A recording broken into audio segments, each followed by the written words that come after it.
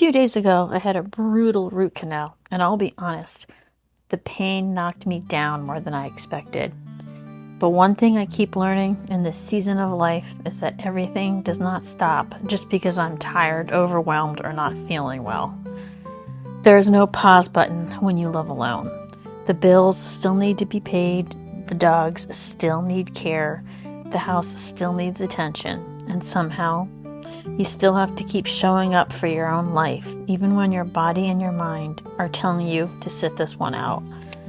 I'm Nadia, a single Gen X woman, a dog rescue mom, a career woman, and someone who chose sobriety in 2023 after years of feeling disconnected from myself.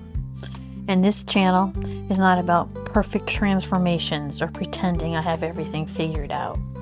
It's about what rebuilding actually looks like in midlife, quietly, imperfectly, and one decision at a time. Because sobriety did not magically fix my life. It did not erase stress. It didn't make hard days disappear. It did not suddenly make me fearless or endlessly motivated, but it gave me clarity. It gave me the ability to stay present instead of checking out when life gets painful, stressful, or overwhelming. So today, I'm building this garden bed while still recovering from my dental pain. Not because I feel great, but because this is part of the life I am building now. You can be struggling, and you can still keep building. You can hurt, and you can still move forward.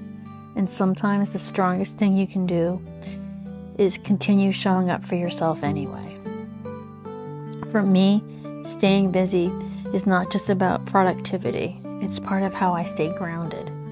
When I first got sober, I had to learn what to do with myself again. What do you do with your evenings when you're not drinking?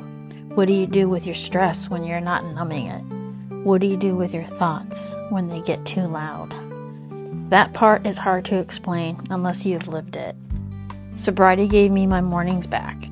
It gave me my follow-through back. But more than that, sobriety gave me back the narrative of my own life. And for a long time, drinking had too much control over that story. It shaped me, how I coped. It shaped how I saw myself. It shaped how present I was, or not present, I was in my own life. And I'm not saying that to shame myself. I say it because it's the truth. There is kind of a freedom that comes from no longer organizing your life around alcohol. It's not perfect freedom, and it's not easy freedom, but it's real freedom. The freedom to wake up clear. The freedom to trust yourself again. The freedom to stop making excuses for something that was slowly taking more than it was giving. But little by little, something solid starts to take shape. There was a time when alcohol kept me stuck. It gave me the illusion of relief, but it also took away my peace, took away my confidence, and parts of myself that I'm still working to reclaim.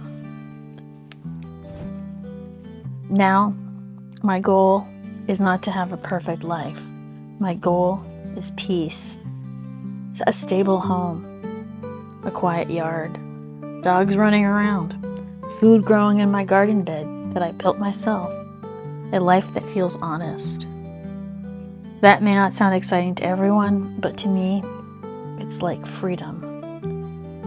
There's a lot of discipline required here, both in gardening and in recovery. You show up when you're tired. You show up when you are uncomfortable. You show up when nobody's clapping for you. And maybe that is the one biggest lesson sobriety has given me. I do not need every step to be dramatic. I do not need every change to be visible to other people. I just need to keep building a life that I can respect. At this stage of my life, I'm not chasing chaos anymore. I want calm.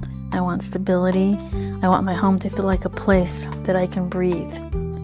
And today, this little garden bed is part of that. It's not just growing my little veggies in my garden. It is about proving to myself that I can still start something, finish something and create something good with my own hands.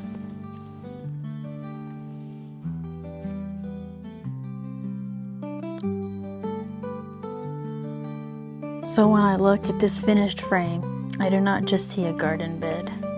I see proof. Proof that I can keep going. Proof that I can build something steady.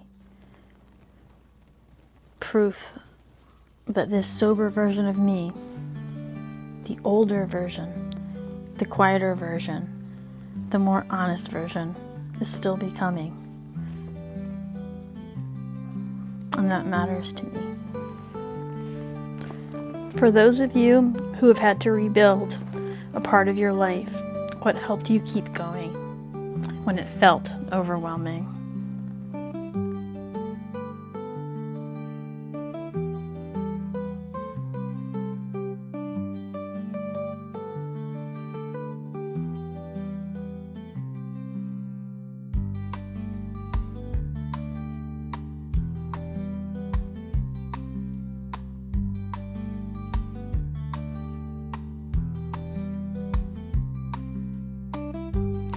It's never too late to change, rebuild, or become someone you feel proud of.